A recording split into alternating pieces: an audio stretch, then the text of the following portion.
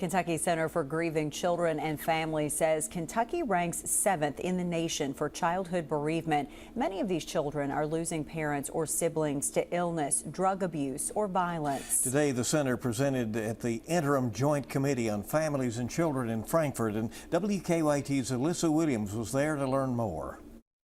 1 in 9 children across Kentucky will lose a parent or sibling before they turn 18, something that Katarina Salisbury knows all too well. My dad died by suicide when I was 5 years old, and I was lucky enough to have the support of a grief center when we were living in Mississippi.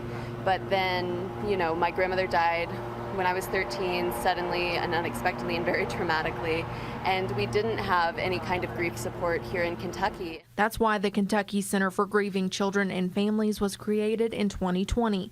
And on Wednesday, center members and other advocates were at the Capitol expressing why grief support is important for children. We really need programs, especially in rural areas where there aren't as readily accessible mental health providers that can provide grief support. Beyond a school-based program surrounding grief, the center is also trying to grow its peer-led program where trained teens can help one another. It's very collaborative, and it's more just like these are our shared experiences. What are some tips, what are some coping skills and tools that we can use to come together and move through this. With the structure of these programs set in place, those with the center say they just need grant funding to expand across the Commonwealth. Planting kind of this army of caring, supportive individuals across the state is something we'd really love to see happen. In Frankfort, Alyssa Williams, WKYT.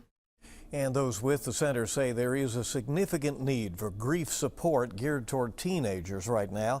If you want more information on these programs, you can visit the Kentucky Center for Grieving Children and Families website.